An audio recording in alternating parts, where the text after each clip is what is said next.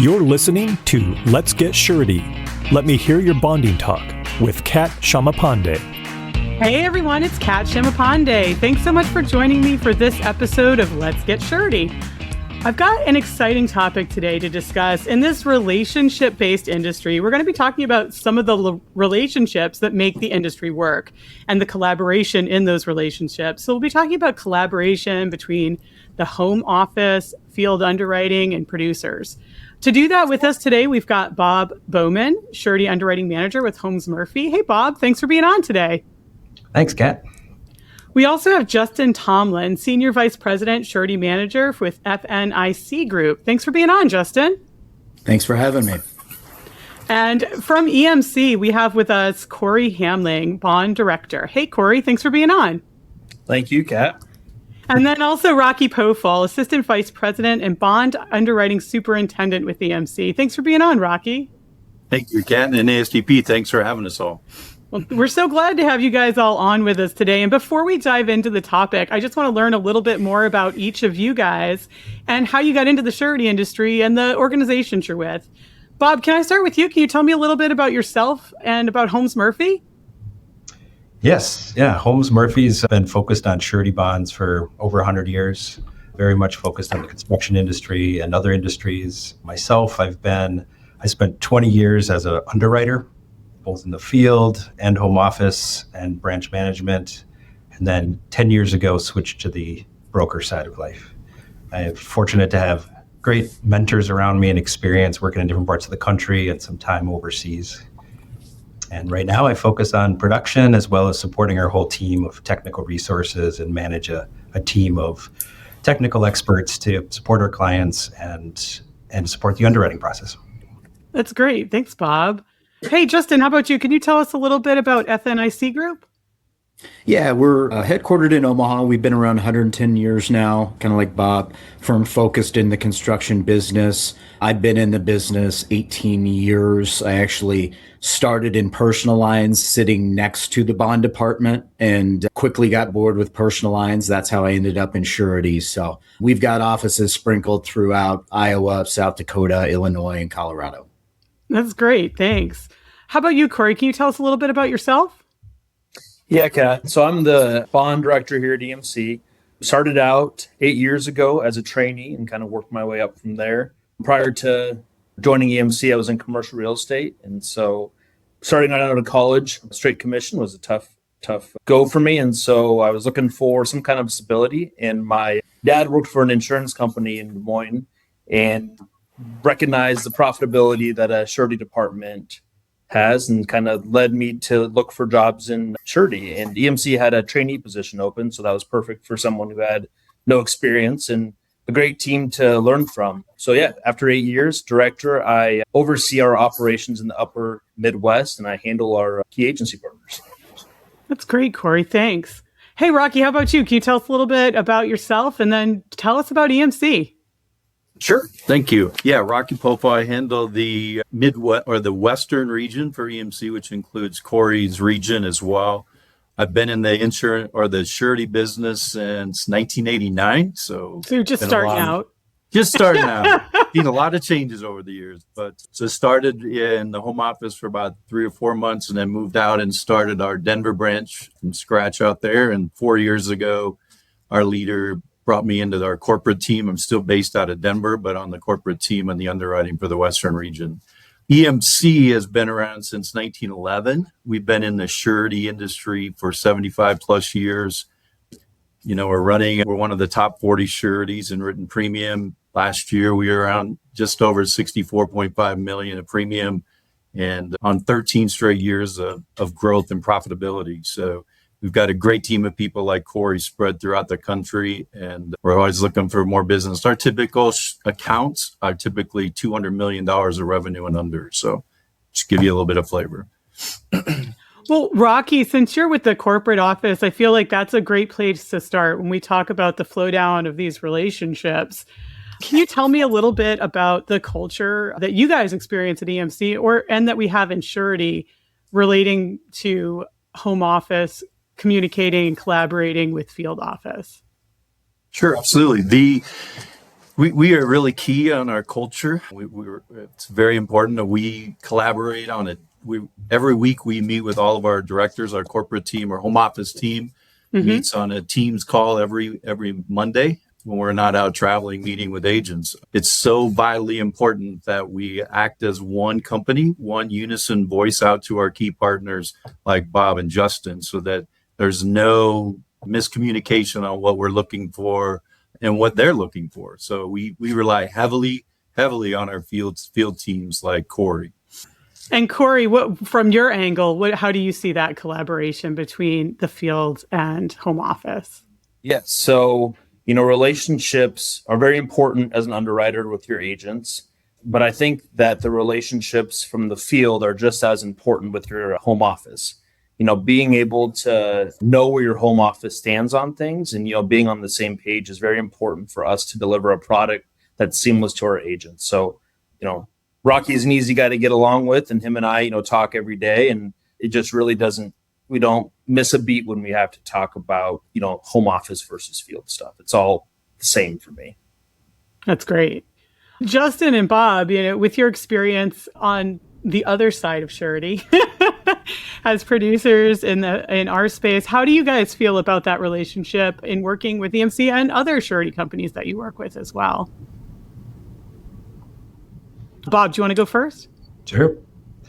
The relationship between field and home office is very important to us. Most of our production team are former underwriters. We understand how the game works. We understand there's different roles people play. There's different levels of authority. We want our sureties to be in good consistency and alignment as a team, communicate well, not dance around the topics, be willing to talk about the hard things as well as the good things. And so part of our feel for our surety markets is how well does field and home office actually not just get along at a personal level, but get along from a business perspective, and are they marching to the same beat or not? Justin, how about you? Yeah, I think you can sense if there's a true rapport or not. I mean, we're in the midst of a soft market, so there's a lot of new carrier entrants. There's a lot of underwriters moving around. So it's harder and harder to find those relationships in the field that are long-standing with the home office. Those are fewer and far between. So to Bob's point, you just want consistency. And if we're bringing the home office out to the field, you want that message to be aligned. No one likes surprises. The surety definitely doesn't. We don't as brokers, and neither does the contractor. So I think it just comes down to proactive communication and trying to get everybody aligned for one common goal. I think one of the things you just said, Justin, really stands out to me. Nobody likes surprises. And I feel like in surety, with the relationship nature of our business, that's more true here than anywhere else. Because if you have a good relationship, you don't have surprises like that, whether it's, with your construction clients or other clients or with your underwriter, either in the field or the home office. Would you agree with that? Oh, absolutely. Yeah. I've learned over time that the more proactive communication you can have, the better with all parties, and just setting, something as simple as a meeting agenda. It sounds pretty basic. I had a mentor that it wasn't a meeting unless you had an agenda. And I never used to do that until I met him. And that really has helped align, the different parties. And that's just a, brief example. Yeah, no, that's a great example. It's interesting what we can learn from mentors to help us as we move along in our careers. So, Cory, I have a question for you. Working as a field underwriter, what is it that you look for when you're working with a bond producer to build that strong relationship? Someone who knows surety. No, that seems like a key, right? Yeah. No, I think there's a lot of different types of personality types out there, and not everybody's going to get along with everybody, and that's okay. But I think, just finding things that you have in common with your agents and just things you guys can relate on, help just build that relationship outside of the surety. So that way it just becomes easier to, talk about the surety stuff because you guys feel like you know each other a little better. So it's kind of an art, really, to building a good relationship with an agent. And it takes trial and error, really. But I think that, it's a two-way street. And if an agent wants to work with you and gets along with you, they'll put in the effort as well and say, it's a relationship, right? So both parties have to want to work together, and that could take some time to get to know each other. That's great. Rocky, what is it that you look for when you're hiring field underwriters, or when you guys bring in new underwriters to your team at EMC? What makes a good field underwriter from your perspective? Over the years, it's kind of evolved. Years ago, which is a long time ago for me, years ago, it was more of an underwriting piece, strict underwriting guidelines, not really relationship driven. And in the last 10 to 15 years, it's become more of a sales, personal relationship. So we're looking for people that have that skill, and then we can train them up on our underwriting, what we are looking for, our appetites. So that's the most important thing. People that can get along, that are comfortable having conversations like this, one-on-one, in groups, presenting. It's so valuable to us and to our agents, we think. Well, from our agents, what do you guys look for in the underwriters that you prefer working with? What is it that you're looking for? Justin, do you want to go first? Yeah, you just want a polished presentation and to be able to communicate sometimes difficult messages. It's not always going out and butterflies and rainbows, but I guess striking a balance of, professionalism, being able to listen. And then, I think I've learned over time the great underwriters find a way to make an interaction with a contractor more conversational instead of just going by a bullet point by bullet point type of question, and it just becomes a dialogue, and that's best. That's what I look for. How about you, Bob? Yeah, I'll add that. Yeah. Excuse me. Something I value is a level of self-awareness of what they know, what they don't know, what their experience is. This industry provides such an amazing variety of situations and circumstances and characters and risks that nobody knows it all. So a sense of wanting to learn, wanting to understand, curiosity, that goes a long way in how they are approaching the business as an underwriter. That makes sense. Well, we've talked about like what you're looking for in an underwriter, both from hiring an underwriter to bond producers working with underwriters, and what we're looking for from bond producers. Rocky, I'm wondering if you can talk a little bit about how you can handle, we talked about how it's not always sunshine and rainbows. How do you handle disagreements to keep that collaboration open when you're working with other underwriters on the team? Yeah, sure. It's a delicate subject. We rely heavily on field up underwriting. So we kind of give the national perspective or international perspective, depending upon the surety. We rely heavily on our underwriters and our directors in the field. They know, they're in closer contact with agents and contractors on a regular basis than we are. But it's so important to have professional dialogue, constructive criticism, both ways. We like Bob said, we don't know everything, and Cory's taught me some things over the years, and only his 8 years. So I think it's important that we listen to them. You have to listen to what's coming out. They're on the front lines taking fire line direct questions from agents and contractors. So it's important that we listen to them, I think, more than anything. And Cory, how do you, if we're managing at EMC from the field up, how do you handle those times when it's not all sunshines and rainbows, and communicating that not just internally up the ladder, but also when you're communicating with the bond producer you're working with? Well, I'd say that, it kind of comes down to how Rocky and I communicate, right? So is it best to get on the phone? What's the best way to, have a discussion that we may not see eye to eye on?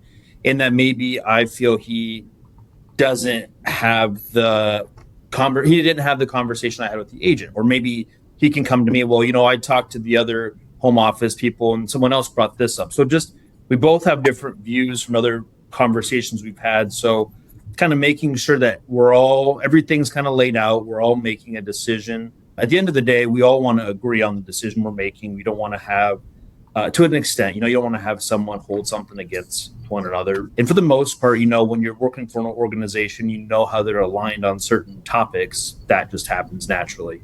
But, open dialogue and being transparent from both ends is, I think, very key to, a successful disagreement, if you will. And Bob and Justin, I'm sure you guys have to relay, not always the most fun to relay information or have difficult conversations with underwriters you're working with. How do you handle that in order to preserve those relationships? Bob, would you like to share your thoughts? To expand on self-awareness, it's part of, I want underwriters to know where their biases are and why they feel the way they feel about certain topics. So if they come up with a position that's not going to work, I want them to be very well grounded on why they're taking that position. Because then it's easier to communicate to a client of like, hey, here's what the surety's thinking. And frankly, I don't go to the client until I have a good enough understanding. I have my own reputation is at stake with my client to be clear and grounded and communicate well about how this game works. And so if an underwriter isn't clear, I'm going to keep working on the underwriter until they get whoever they need to get to communicate clearly what their position is and why, if I don't understand it. How about you, Justin? Anything you want to add?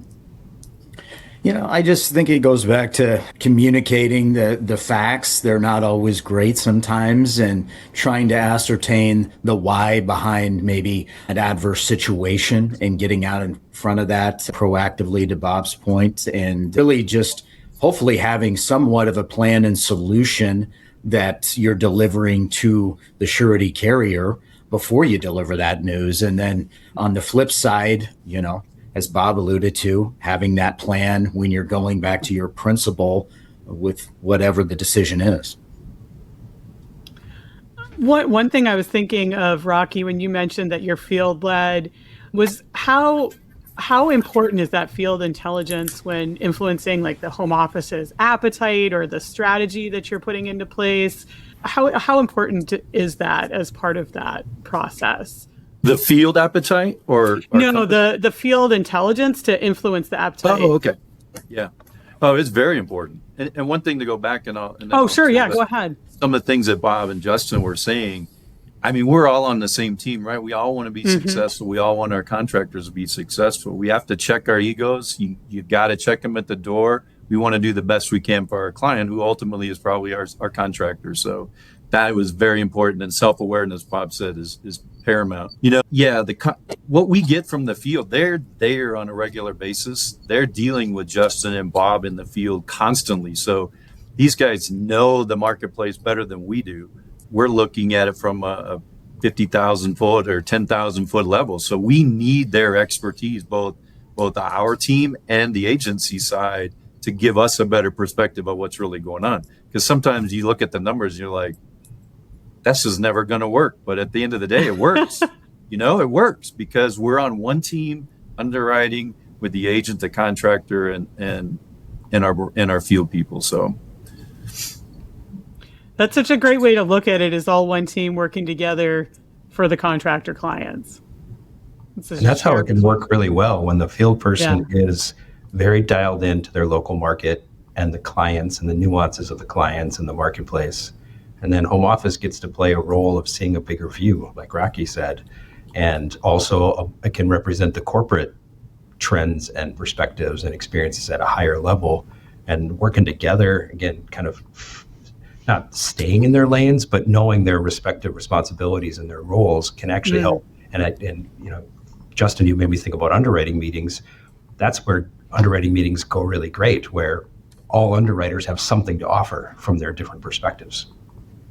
Well, it just shows, too, how important that relationship with the underwriter and their bond producers is, to be able to get that perspective from the producers they're working with. It seems like, what if you could tell me, Cory, what are some of the things that producers can do, or behaviors of producers that help you advocate internally the most when you're working on bonds? Yeah, I think we've all seen great submissions and bad submissions. So what the potential is. And so when you don't get that, that's when I feel like as an underwriter, you naturally start to question, that agent's familiarity with an account. And when you are going to go maybe outside the box a little bit, like Rocky said, the numbers don't make sense, but the story's great. If you're going to lean on that story, the only way we know that story is because our agent has shared that with us. The CPA review is not going to really share with us about the family plans or something like that. So, having an agent that can provide dialogue that isn't provided in the hard underwriting information is extremely valuable, and is what pushes deals that are complicated and difficult over the line. Being able to, as a field underwriter, talking with my home office, it's like, getting them involved with that agency can allow them to know, oh yeah, I know this agent, and they're very trustworthy. What they've said they're going to do, they've held to it. So yeah, a lot of it comes back to the agent's, familiarity with an account and how much dialogue they can provide. Yeah. It's relevant. When you were talking about good submissions, what's one thing you wish you saw in more submissions that you get? Bigger numbers. I feel like everyone else would be on board with that. That's on you. Is that ridiculous? Simple. It's very simple. No, I think just the anecdotal information, hey, I met with this contractor last week, and here's the conversation I had. Here's why this job makes sense. Here's why working capital is not so great. Just that information that helps explain the things that don't make sense on paper. So I one other question I had for both you, Cory and Rocky, was just on how you measure success and if that differs at all between the home office and the field office. Rocky, can we go to you first? Is there any difference in how success is managed? I mean, we're in the numbers game, right? We're looking at that, right? So that's the ultimate at the end of the day, but the ultimate deal is how good these relationships are that our field directors and our underwriters are developing and building with our key agents. You can really tell when a branch or a region is doing an excellent job at that, because we're seeing multiple submissions from the same agents and key agents over and over and over, even right after they delivered a no, right, on a new account or no on a bid. Our agents continue to send those bids in or continue to send new accounts. So that tells us they've got a good relationship with their team, with their agency partners, because the partners trust them and keep sending them accounts that seem to fit their appetite. How about you, Cory? I think, Rocky kind of hit it there. Numbers are definitely one thing, but with this industry, it's cyclical, right? You can have a contractor fill up the year prior and not need much, and that's fine. Doesn't mean you lost anybody. It's just the way the timing worked out. So one thing that my region looks at, and we do across the country, is our submission count. What looks are we getting? Who are we getting those looks from? And yes, we track what we hit, what we didn't hit on, but just, like you said, who's giving us the continuous looks at accounts is a good measure that whatever we're doing with that agency is working. And then, with that same data, we can also track, okay, hey, we had X amount of accounts last year that are going to be needing bonds next year. So that can go towards, the magical, what will we do next year in premium. And I would echo that too with him. Yeah. One thing I was going to mention too, Kat, was, EMC, and I know it's important to us, is we're not really a box underwriting company, but we do need our agents to know what our appetite is and that we aren't just getting every single account. They know what we want, and rarely, I think our hit ratio needs to be pretty high, because Justin and Bob, they don't have time to waste sending a submission to us when they know it's not going to fit us. So we need to be able to relay that to them very frequently. Bob, Justin, how often are you hearing from the sureties you work with about what their appetites are so that you can place bonds where they're a good fit? Because I know that's a big part of being a producer. Justin, do you want to take that first?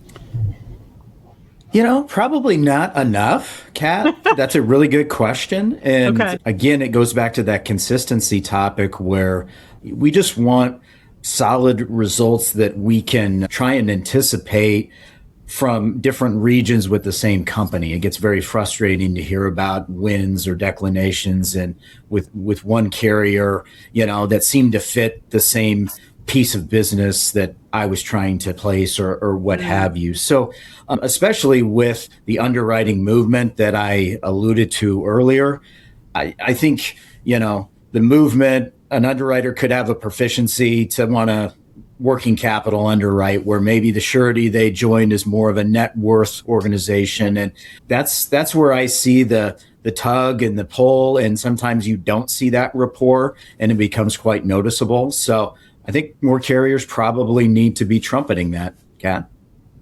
Bob, anything you want to add?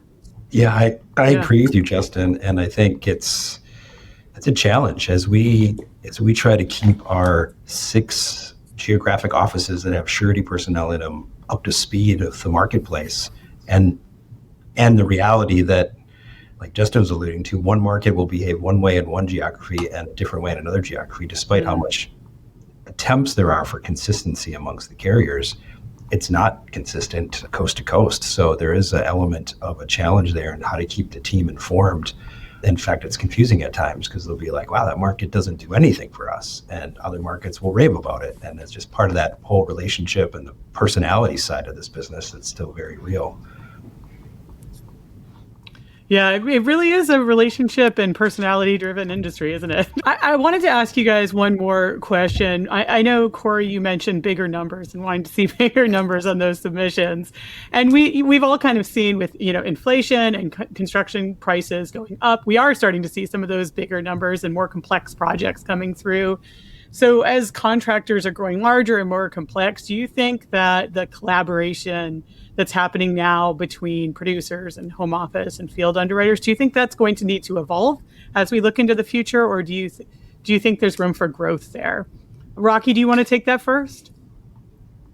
Sure. Yeah, I think there's been a definite increase in job sizes, material prices, labor prices, equipment prices, interest, it all adds up. And, a job that's 10 million last year's or 4 years ago is $25 million. So, it's very important that we as a surety understand that and don't just do the check the box underwriting for sure. I think it's leveling, but you've got such massive projects out there in these data centers and things that are out there, the clouds that are driving up these revenues. It's not more complex. It's just more dollars, which makes, I think, the agent's job even more difficult sometimes to how to get that job, how to get that across to underwriters, especially maybe newer underwriters, right? Cory mentioned something earlier about how cyclical our industry can be. It's been a pretty decent run for us, especially, but for the surety markets. But we are seeing a trend of uptick in claims throughout the country. So I think it's something to keep an eye on that. And that's our job as a home office, to relay some of that information on to our team members and our agency force. So they're aware of what's going on. They probably know it before we do, but sometimes it's good to hear reinforcement of what they're seeing. Cory, any evolution you can think of that would help the collaboration? Yeah, well, I got to go back to my comment on bigger numbers. You want bigger numbers in the right areas, right? There's some areas you don't want bigger numbers. I've been thinking about that. No, but like Rocky said, your $10 million job 4 years ago has potentially doubled, if not more. Mm-hmm. The problem that we face is that balance sheet did not double. And so that's where, underwriting gets a little tougher because the job makes sense, but, the numbers may have not kept up. And so that's where I think that it will eventually stabilize, and it is happening. But I think maybe the past few years, that's where the stretch has been.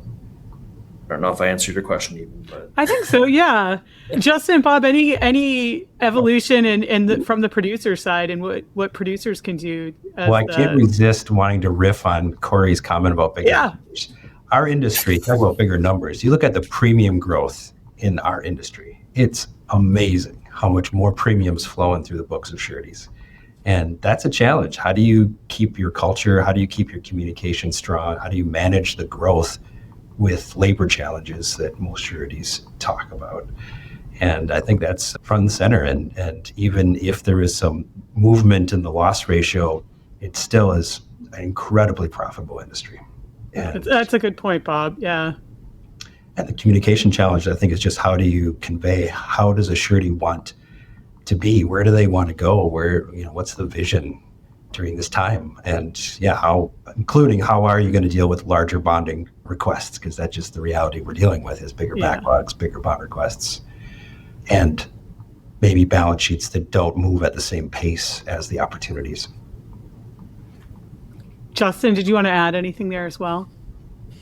No, I agree with everything that's been said. There's no doubt the numbers are certainly growing. And I still go back to the more notice that Bob and I don't always get that notice that we love, but sometimes, hopefully we do, we can get our partners on board and having just a proactive conversation about why this makes sense, how it makes sense, how the cash flow works. And I don't think that's ever going to go away. So the sooner you can have those conversations with the partners at the table, the better outcome you're going to have. That's great. Well, before I let you... Oh, go ahead, one Rob. quick thing.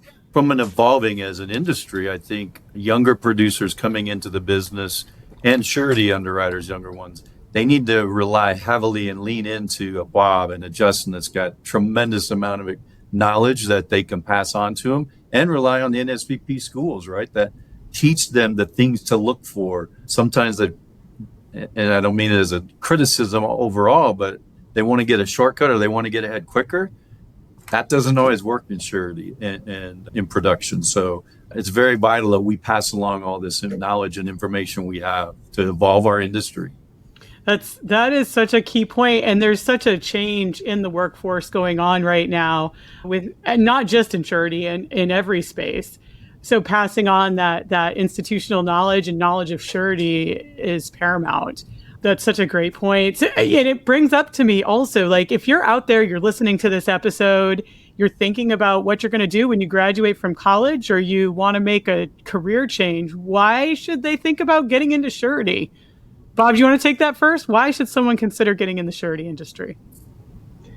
It creates a diversity of angles. I remember being so curious in my early years. Like, wow, I could go down rabbit holes of legal, of finance, of strategy, of construction, of business, of negotiation. I mean, there's just a lot of room, a lot of elbow room to follow your passion, even within the industry. That's great. Cory, do you want to add? Why do you think someone should get into surety if they're looking at a career change or just getting out of school? Yeah, I guess to add to what Bob said, it's a very diverse industry as far as what your day looks like.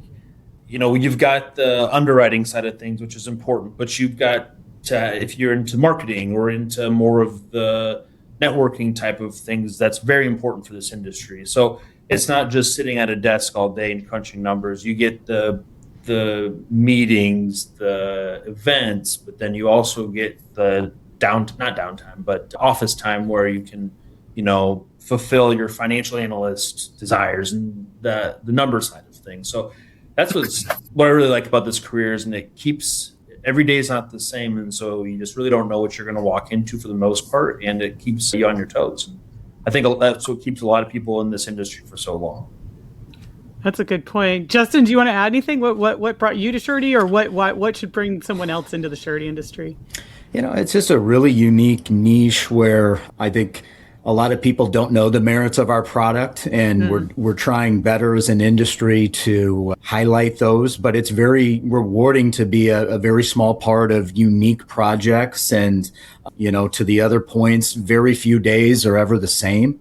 I love that about it. And, I think the relationship aspect is always going to be a big part of our business, where technology is taking some of that away from some industries. But I just think that's going to be a central theme in surety for a long, long time. Rocky, what would you say? It's a if you really like people business, if you like people, like to get out, it's a very rewarding career. I always look at it as it's one of the last frontiers for entrepreneurs in our country. Contractors, unique individuals, hard-driven producers on the sales side. It's fun to watch these people succeed. You write their first bond for $100,000 and now they're writing $100 million bonds. It's very rewarding. It's fun to see them succeed. And I think that's the important part. And it's a fun industry we get to do. You can't say everything on here, but it's just a great industry to get into. Probably best we don't, right? Probably, yeah. But it's just a lot of fun. And yeah, there are days that are tough, but they're far outweighed by the days that are great. So that's what I would say. I can't think of a better way to end this episode, Rocky. Thank you.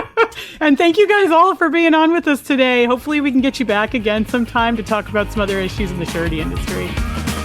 You've been listening to Let's Get Surety, brought to you by the National Association of Surety Bond Producers.